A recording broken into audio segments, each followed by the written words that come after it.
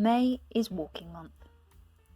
Walking is great exercise, a wonderful opportunity for family bonding and a chance to explore places and see nature that we would not normally experience.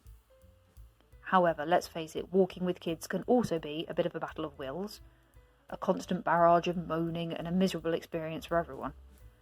So how do I encourage my kids to get out and get walking, while keeping it interesting and low pressured for everyone? Let me explain my approach. First, I will consider the route. The most obvious question is, how long should it be? Many routes that are designed for little ones, such as those run by Forestry England and things like that, are around about a mile or so. This is great for a starting point with very young children. However, they're much too short now for my 3-year-old, and certainly his older brother is not content with this. Other advice from other places suggests that a good rule of thumb is around 1 kilometre of walking for every year of their age. So a 3-year-old can be expected to walk 3 kilometres, a 6-year-old 6 kilometres, and so on. But obviously this doesn't work for everyone. I would suggest that you need to learn your child's capabilities over time, and underestimating to start with is probably a good thing. Although many children can keep going for longer than they think if they're correctly motivated. I'll talk about this more later. But start short and work up as you get more confident in their abilities. But don't feel like you have to restrict yourself to really short routes. If you're going for something longer, just try not to put time pressures on your walk. If you're not sure it will be done in one morning, take your sandwiches with you. Pay for a little bit longer in the car park, and then you won't need to hurry back. Try not setting off too late in the day. Also, consider the terrain. Hills take longer. Steep ones can be very tricky for young children. And paths next to water or roads are far more demanding for us as parents than open fields and woodlands, because they require a different level of supervision, and the kids are not as free to wander where they like. So they might be less on board because of that.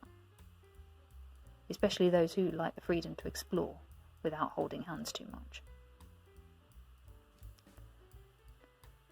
If possible, investigate your route in advance and find points of interest for your kids. Are there ducks to feed along the way, or play areas for a bit more exploring? This will of course make your walk take a bit longer, but if the kids are enthusiastic, it'll make it more fun and enjoyable for everyone. If there aren't any of those landmarks on your route naturally, or they're too far apart, invent some of your own. This can be as simple as a stoppage for a quick game of hide and seek in the woods, or I Spy. Or you could bring some items to use at your stop-offs. Again, consider where you're walking. Is there space for a ball game or frisbee? It's always surprising how those kids that claim to be exhausted somehow manage to chase a ball around a field. Or you could pack a Curious Kids 101 nature hunt pack and see what you can find. Packing snacks can also work, but they need to be carefully distributed. Otherwise, they can cause kids to continuously ask to stop for the next one.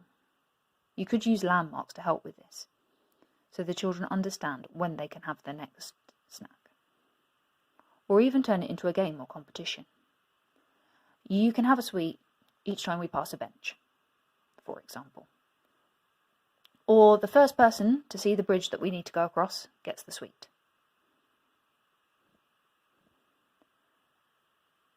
Another thing that can really affect everybody's mood on your adventure is the weather. Remember to check the forecast before you go and have the correct clothing.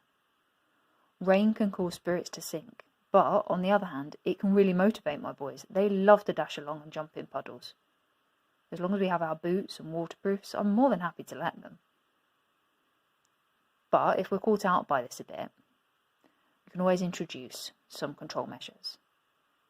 For example, I say things like, well, if you walk nicely now, you can jump in puddles on the last path of the walk, so then you'll only have wet feet for a few minutes before we get in the car. This is much better than them getting soggy trainers and we still have a mile or so to go.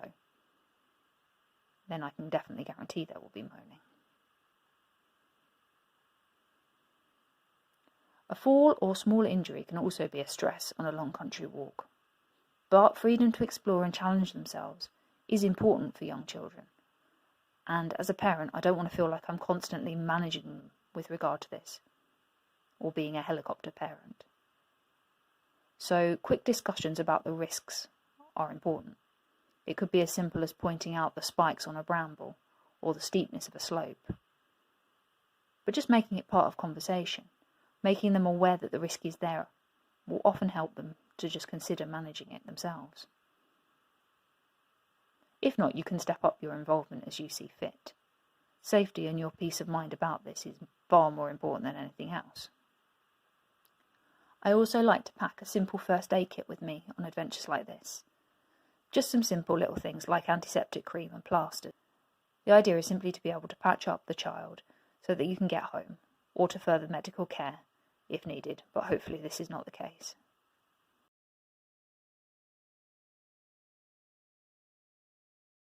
So, the key to fun family walks, I believe, is in the preparation. Setting a reasonably ambitious length of walk, but being prepared to allow lots of time for the pace to become slow and wandering, for deviating, because there's something interesting to climb on, or balance along, or look at, or for many stoppages, for a quick game. And having items to make everyone feel more comfortable walking and exploring. The day shouldn't feel pressured for you or your kids. It's all about getting out there and enjoying the great outdoors.